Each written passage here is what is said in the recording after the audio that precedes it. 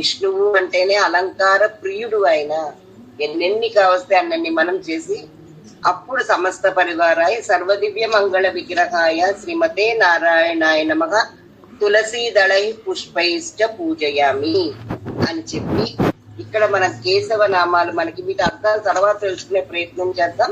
ఇవి ఒకసారి దాసురాలు చదువుతుంది.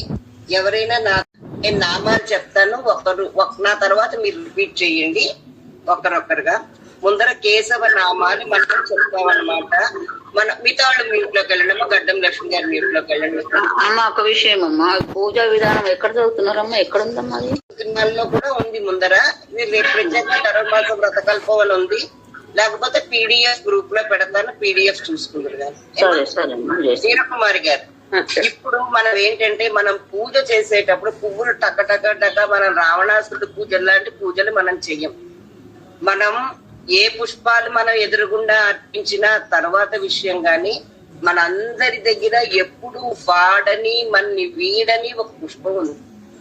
అది హృదయ కమలం. ఆ కమలం ఎప్పుడు వాడదు, మన్ని వీడదు. బయటకి ఏ పువ్వులు ఇవాళ మంచిగా వికసించిన పువ్వులు, తేనెలూరే పువ్వులు, ఫ్రెష్ పువ్వులు మనకు దొరకచ్చు కానీ ఏమో రేపు దొరకకపోవచ్చు.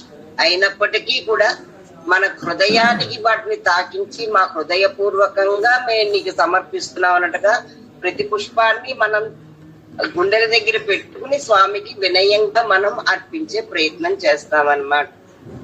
ఓం కేశవాయ నమః. ఓం కేశవాయ నమః. ఓం నారాయణాయ నమః. ఓం నారాయణాయ నమః.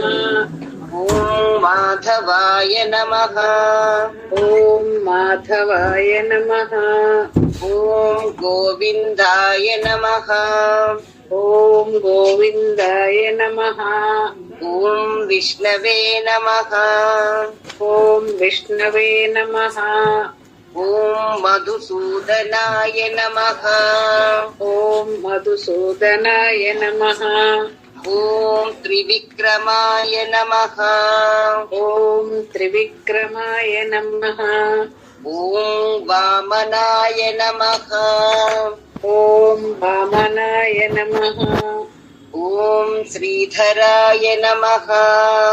ఓం శ్రీధరాయ నమః. ఓం ఋషికేశాయ నమః. ఓం ఋషికేశాయ నమః. ఓం పద్మనాభాయ నమః. ఓం పద్మనాభాయ నమః. ఓం దామోదరాయ నమః. ఓం దామోదరాయ నమః. ఓం సంకర్షణాయ నమః. ఓం సంకర్షణాయ నమః. ఓం వాసుదేవాయ నమః. ఓం వాసుదేవాయ నమః. ఓం ప్రద్యుమ్నాయ నమః. ఓం ప్రద్యుమ్నాయ నమః. ఓం అనిరుద్ధాయ నమః. ఓం అనిరుద్ధాయ నమః. ఓం పురుషోత్తమాయ నమః. ఓం పురుషోత్తమాయ నమః. ఓం అధోక్షజాయ నమః. ఓం అధోక్షజాయ నమః. ఓం నారసింహాయ నమః. ఓం నారసింహాయ నమః. ఓం అచ్యుతాయ నమః. ఓం అచ్యుతాయ నమః. ఓం జనార్దనాయ నమః. ఓం జనార్దనాయ నమః. ఓం ఉపేంద్రాయ నమః. ఓం ఉపేంద్రాయ నమః. ఓం హరయే నమః. ఓం హరయే నమః. ఓం శ్రీకృష్ణాయ నమః. ఓం శ్రీకృష్ణాయ నమః. జై శ్రీమన్నారాయణ. అష్టోత్తరం మనం చదువుతాం. నిజం చెప్పాలంటే మనం శ్రీరంగ నాథుడి యొక్క అష్టోత్తరం చదవాలి అనుకుంటాం, గోదారంగనాథులు కదా అని. కానీ ఆవిడ ప్రార్థించింది కృష్ణుడే గనక మనం కృష్ణ అష్టోత్తరాన్ని మనం చదువుతాం. నా తర్వాత తంగిడి కవిత గారు ఎవరండి? జయశ్రీమన్నారాయణమ్మా. జయశ్రీమన్నారాయణ చదువుతారమ్మా కృష్ణ అష్టోత్తరం? చదువుతానమ్మా. అంటే మీకు రాదని కాదు, ఒకసారి మనం చదివితే మనం చెప్పుకున్నాము అని మనకు ఉంటుంది అన్న విషయంతో అన్నమాట. ఓం శ్రీ కృష్ణాయ నమః. ఓం కృష్ణాయ నమః. శ్రీ కృష్ణాయ నమః. ఓం శ్రీ కృష్ణాయ నమః. ఓం కమలనాథాయ నమః. ఓం కమలనాథాయ నమః. కమలా దీర్ఘం కమలనాథాయ నమః. ఓం కమలనాథాయ నమః. ఓం వాసుదేవాయ నమః. ఓం వాసుదేవాయ నమః. ఓం సనాతనాయ నమః. ఓం సనాతనాయ నమః. ఓం వసుదేవాత్మజాయ నమః. ఓం వసుదేవాత్మజాయ నమః. ఓం పుణ్యాయ నమః. ఓం పుణ్యాయ నమః. ఓం లీలా మానుష విగ్రహాయ నమః. ఓం లీలా మానుష విగ్రహాయ నమః. ఓం శ్రీవత్స కౌస్తుభధరాయ నమః. ఓం శ్రీవత్స కౌస్తుభధరాయ నమః. ఓం యశోదా వత్సలాయ నమః. ఓం యశోదా వత్సలాయ నమః. ఓం హరయే నమః. ఓం హరయే నమః. ఓం చతుర్భుజాంత ఓం చతుర్భుజాంత చక్రాసి చక్రాసి గదా గదా సంగాధ్యాయుధాయ నమః. ఘాధ్యాయుధాయ నమః. ఇవి మొత్తం ఆయన పంచాయుధాలు అన్నమాట. చతుర్భుజాల్లోనూ చక్ర గద సాంఖ్యం ఇవన్నీ పెట్టుకున్నాడు. ఓం దేవకీ నందనాయ నమః. ఓం దేవకీ నందనాయ నమః. ఓం శ్రీసాయ నమః. ఓం శ్రీశాయ నమః. ఓం నందగోప ప్రియాత్మజాయ నమః. ఓం నందగోప ప్రియాత్మజాయ నమః. ఓం యమునా ఓం యమునా వేగ సంహారిణే నమః. వేగ సంహారిణే నమః. ఓం బలభద్ర ఓం బలభద్ర ప్రియానుజాయ నమః. ప్రియానుజాయ నమః. ఓం పూతనా ఓం పూతనా జీవిత జీవిత హరాయ నమః. హరాయ నమః. ఓం శకటాసుర ఓం శకటాసుర భంజనాయ నమః. జనాయ నమః. ఓం నందవ్రజ ఓం నందవ్రజ జనానందినే నమః. నానందినే నమః. ఓం సచ్చిదానంద ఓం సచ్చిదానంద విగ్రహాయ నమః. గ్రహాయ నమః. ఓం నవనీత నటాయ నమః. ఓం నవనీత నటాయ నమః. ఓం అనఘాయ నమః. మర్చిపోయారమ్మా నవనీత విలిప్తలా. నవనీత నటాయ నమః. ఓం నవనీత నటాయ నమః. ఓం అనఘాయ నమః. ఓం అనఘాయ నమః. ఓం నవనీత నవాహరాయ నమః. ఓం నవనీత నవాహారాయ నమః. ఓం ముచికుంద ఓం ముచుకుంద ప్రసాదకాయ నమః. సాధకాయ నమః. ఓం షోడశ స్త్రీ ఓం షోడశ స్త్రీ సహస్రేశాయ నమః. శేషాయ నమః. ఓం త్రిభంగినే నమః. ఓం త్రిభంగినే నమః. ఓం మధురాకృతయే నమః. ఓం ఓం మధురాకృతయే నమః. ఓం సుగవాగ ఓం సుఖవాగ అమృతాం తీందవే నమః.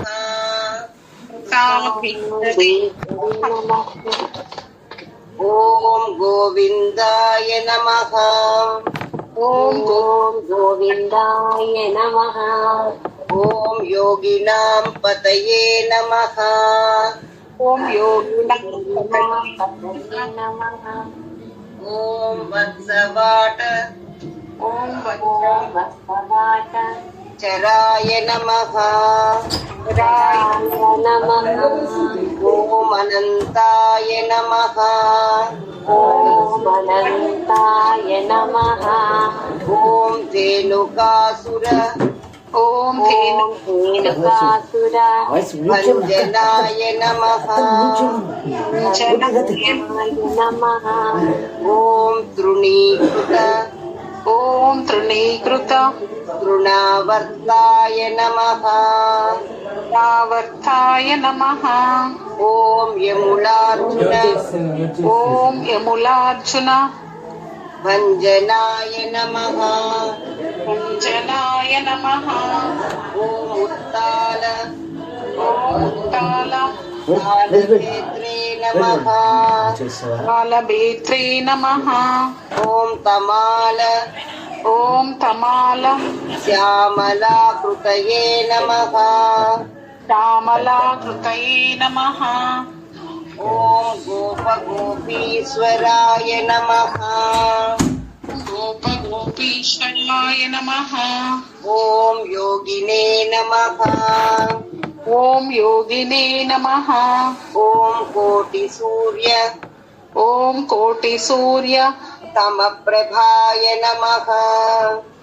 ప్రభాయ నమః. ఓం ఇలాపతయే నమః. ఓం ఇలాపతయే నమః. ఓం పరం జ్యోతిషే నమః. ఓం పరంజ్యోతిషే నమః. ఇంకొకళ్ళు చదువుదురు గాని ఒక్కసారి ఒక్క నిమిషం అమ్మా.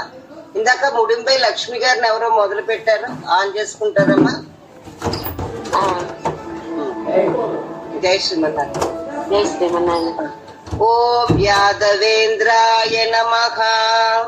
ఓం యాదవేంద్రాయ నమః. ఓం యదూద్వహాయ నమః. ఓం యదూద్వహాయ నమః. ఓం మిగతా వాళ్ళు మ్యూట్ లోకి వెళ్ళండమ్మా. ఓం వనమాలినే నమః. ఓం వనమాలినే నమః. ఓం పీతవాససే నమః. ఓం పీతవాససే నమః. ఓం పారిజాతాపహారకాయ నమః. ఓం పారిజాతాపహారకాయ నమః. ఓం గోవర్ధనాచలోదత్రే నమః. ఓం గోవర్ధనాచలోధత్రే నమః. ఓం గోపాలాయ నమః. ఓం గోపాలాయ నమః. ఓం సర్వపాలకాయ నమః. ఓం సర్వపాలకాయ నమః. ఓం అజాయ నమః. ఓం అజాయ నమః. ఓం నిరంజనాయ నమః. ఓం నిరంజనాయ నమః. ఓం కామజనకాయ నమః. ఓం కామజనకాయ నమః. ఓం కంజలోచనాయ నమః. ఓం కంజలోచనాయ నమః. ఓం మధుగ్నే నమః. ఓం మధుగ్నే నమః. ఓం మధురానాథాయ నమః. ఓం మధురానాథాయ నమః. ఓం ద్వారకానాయకాయ నమః. ఓం ద్వారకానాయకాయ నమః. ఓం బలినే నమః. ఓం బలినే నమః.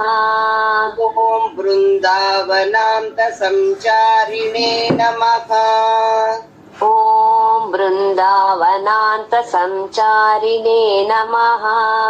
ॐ तुलसीधाम भूषणाय नमः। ॐ तुलसीधामभूषणाय नमः। ॐ समन्तकमणिर्हत्रे नमः। ॐ शमन्तकमणेहत्रे नमः। ॐ नरनारायणात्मकाय नमः। ॐ नरनारायणात्मकाय नमः। ॐ कुब्जा कृष्णाम्बरधराय नमः। ॐ कुब्जा कृष्णाम्बरधराय नमः। ॐ मायिने नमः। ॐ मायिने नमः। ॐ परमपुरुषाय नमः। ॐ परमपुरुषाय नमः। ॐ मुष्टिकासुर ॐ मुष्टिकासुर चाणूर चाणूर मल्लयुद्धविशारदाय नमः। मल्लयुद्धविशारदाय नमः। ॐ संसारवैरिणे नमः। ॐ संसारवैरिणे नमः। ॐ कंसारये नमः। ॐ कंसारये नमः। ॐ मुरारये नमः। ॐ मुरारये नमः। ॐ नरकान्तकाय नमः। ॐ नरकान्तकाय नमः। ॐ अनादिब्रह्मचारिणे नमः। ॐ अनादिब्रह्मचारिणे नमः। ॐ कृष्णाव्यसनकर्षकाय नमः। ॐ कृष्णाव्यसनकर्षकाय नमः। ॐ शिशुपालशिरश्चेत्रे नमः। ॐ शिशुपालशिरश्चेत्रे नमः। ॐ दुर्योधनकुलान्तकाय नमः। ॐ दुर्योधनकुलान्तकाय नमः। ॐ विदुराक्रूरवरदाय नमः। ॐ विदुराक्रूरवरदाय नमः। ॐ विश्वरूपप्रदर्शकाय नमः। ॐ विश्वरूपप्रदर्शकाय नमः। ॐ सत्यवाचे नमः। ॐ सत्यवाचे नमः। ॐ सत्यसङ्कल्पाय नमः। ॐ सत्यसङ्कल्पाय नमः। ॐ सत्यभामारताय नमः। ॐ सत्यभामारताय नमः। ॐ जयिने नमः। ॐ जयिने नमः. శ్రీమన్నారాయణ ఇంకెవరు చదువుతారమ్మా మనకి ఎవరు సంతోషం వర్ధనేని గారా చదవండి అమ్మా. ఓం సుభద్రా పూర్వజాయ నమః. ॐ सुभद्रा पूर्वजाय नमः। ఓం విష్ణవే నమః. ॐ विष्णवे नमः। ఓం భీష్మముక్తిప్రదాయకాయ నమః. ॐ भीष्ममुक्तिप्रदायकाय नमः। ఓం జగద్గురవే నమః. ॐ जगद्गुरवे नमः। ఓం జగన్నాథాయ నమః. ॐ जगन्नाथाय नमः। ఓం వేణునాద ॐ वेणुनाद విశారదాయ నమః. विशारदाय नमः। ఓం వృషభాసుర ॐ वृषभासुर విధ్వంసినే నమః. विध्वंसिने नमः। ఓం బాణాసురకరాంతకాయ నమః. ॐ बाणासुरकरान्तकाय नमः ॐ युधिष्ठिरप्रतिष्ठात्रे नमः ॐ युधिष्ठिरप्रतिष्ठात्रे नमः ॐ बर्हिबर्हावतंसकाय नमः ॐ बर्हिबर्वावतंसकाय नमः बर्हिबर्हावतंसकाय नमः ॐ पार्थसारथये नमः ॐ पार्थसारथये नमः ॐ अव्यक्ताय नमः ॐ अव्यक्ताय नमः ॐ गीतामृत ॐ गीतामृत महोदधये नमः महोदधये नमः ॐ कालीय ॐ कालीय फणिमाणिक्य फणिमाणिक्य रञ्जित रञ्जित श्रीपदाम्बुजाय नमः श्रीपदाम्बुजाय नमः ॐ दामोदराय नमः ॐ दामोदराय नमः ॐ यज्ञभोक्त्रे नमः ॐ यज्ञभोक्त्रे नमः ॐ दानवेन्द्रविनाशकाय नमः ॐ दानवेन्द्रविनाशकाय नमः ॐ नारायणाय नमः ॐ नारायणाय नमः ॐ पन्नगासनवाहनाय नमः ॐ पन्नगाशवाहनाय नमः पन्नगासन पन्नगाशन वाहनाय नमः వాహనాయ నమః జై శ్రీమన్నారాయణ. పద్మరాజ్ గారు మిగిలిన చదువుతురు గాని. ఓం పద్మరాజ్ గారు ఉన్నారమ్మా? ఉన్నానమ్మా. ఓం జల క్రీడా. అమ్మా పీడిఎఫ్ లోపల ఉందమ్మా. ఓకే. అయితే మీరే కంటిన్యూ చేసేయండి. అమ్మగారు నేను సేవించిన అమ్మగారు. గారా ఓం జల క్రీడా ఓం జల క్రీడా సమాసక్త సమాసక్త గోపీ వస్త్రాపహారకాయ నమః గోపీ వస్త్రాపహారకాయ నమః ఓం పుణ్యశ్లోకాయ నమః ఓం పుణ్యశ్లోకాయ నమః ఓం తీర్థపాదాయ నమః ఓం తీర్థపాదాయ నమః ఓం వేదవేద్యాయ నమః ఓం వేదవేద్యాయ నమః ఓం దయానిధయే నమః ఓం దయానిధయే నమః ఓం సర్వతీర్థాత్మకాయ నమః ఓం సర్వతీర్థాత్మకాయ నమః ఓం సర్వగ్రహరూపిణే నమః ఓం సర్వగ్రహరూపిణే నమః ఓం పరాత్పరాయ నమః ఓం పరాత్పరాయ నమః. జై శ్రీమన్నారాయణ.